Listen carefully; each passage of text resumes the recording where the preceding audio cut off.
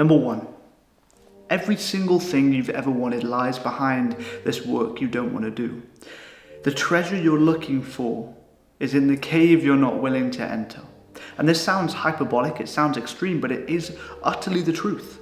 If you don't know me already, I've been running a media company for 3-ish years now. And when I first started, I needed to call businesses and pitch my service. But I was so scared to do it and so deep in this procrastination that I pushed it off for months until I finally picked up the phone and started dialing. And guess what happened? People started booking.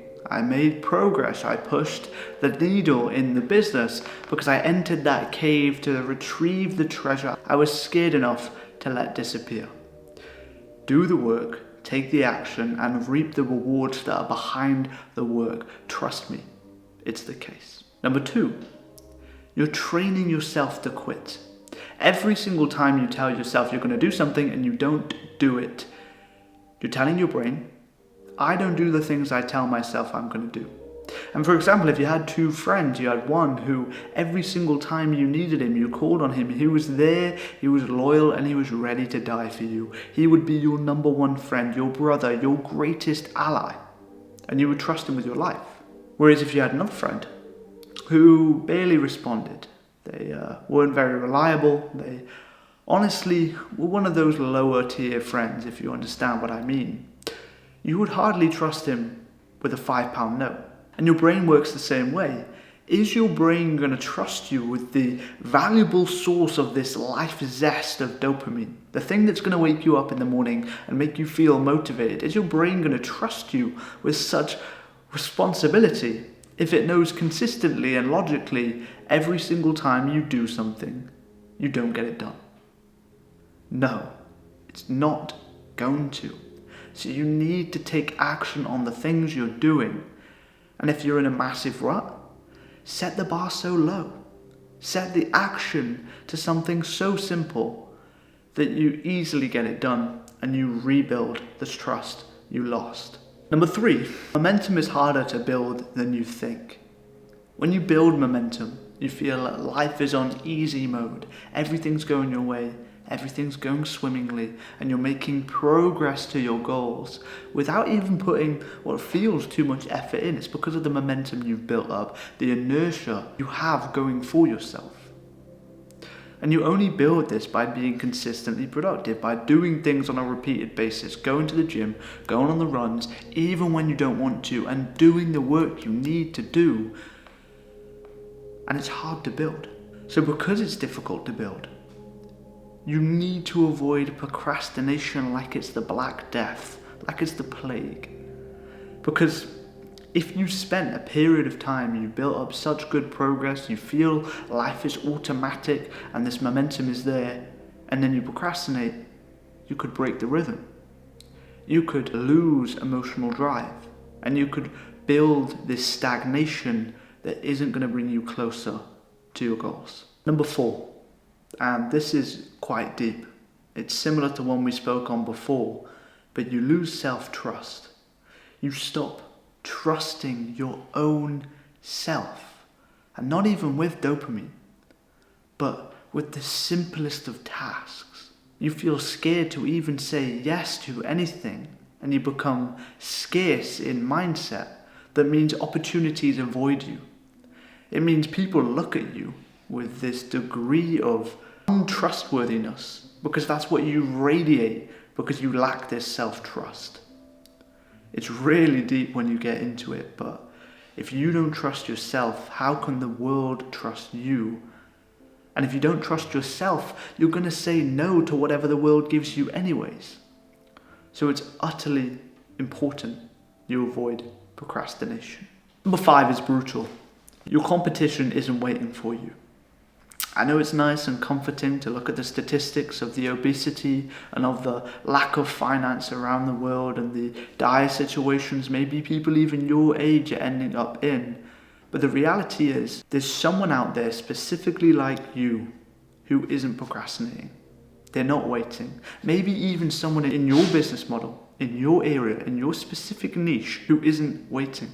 You know, one story I can give with this is in my final year of A-levels, or senior year, or whatever it's called in America, Grade boundaries were heavily important, and what a grade boundary is depending on how well people performed last year, is how hard they will mark the papers of this year. So say if 100 people got A stars last year, they're going to mark the papers a little bit harder and harsher this year, and it's going to require more of the paper completed correctly for you to get that grade.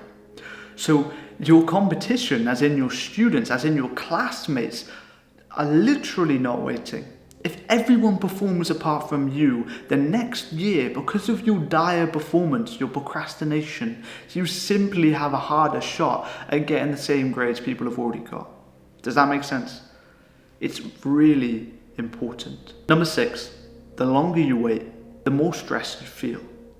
Even if there's no deadline on the task, you mentally inflate the difficulty, the intensity, the value, maybe even add an artificial deadline. Oh, I was supposed to do this ages ago, and you feel this guilt, pressure, shame, which leads to stress because you're constantly mulling it over in your brain. You haven't closed the loop by completing the task.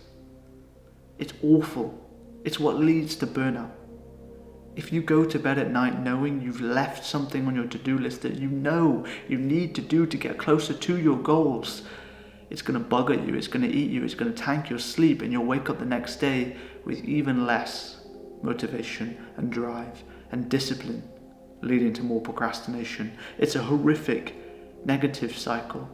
And if it is something you're struggling with, the top link in the description will take you to a free consultation with me, where I can really try and figure out how I can help you best and get you on this right path to productivity.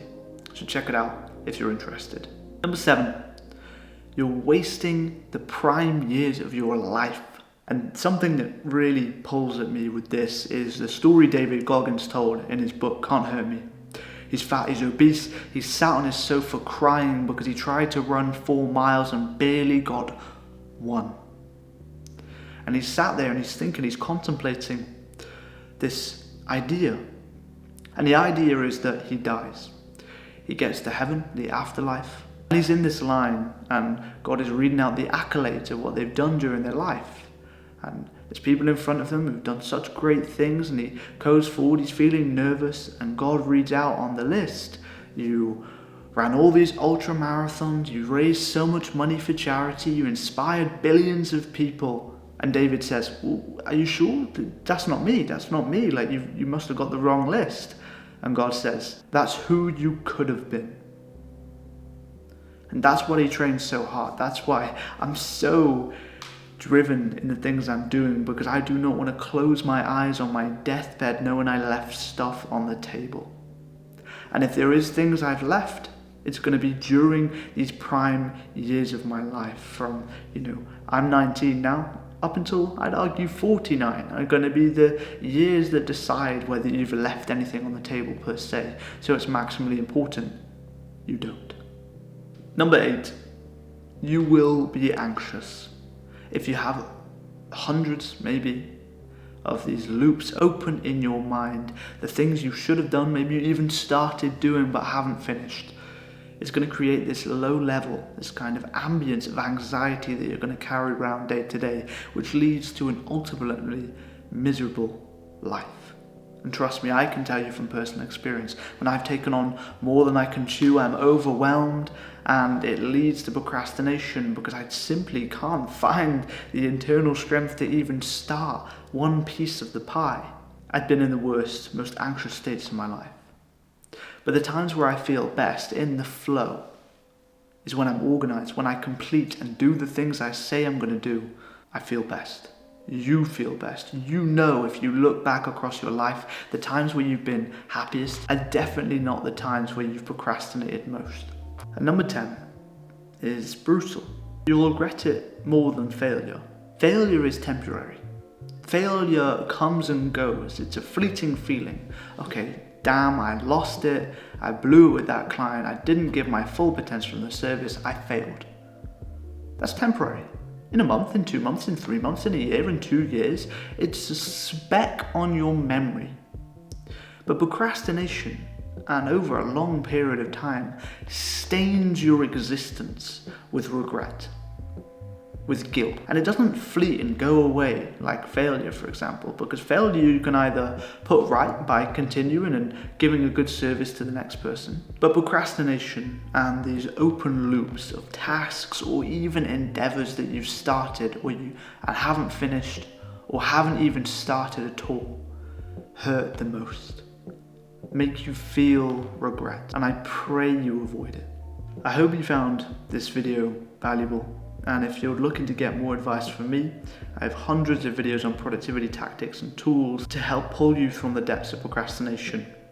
And again, if you're interested and you are procrastinating, you are struggling with productivity, I'm here to help you in the top link in the description. Thank you so much for your time. Subscribe.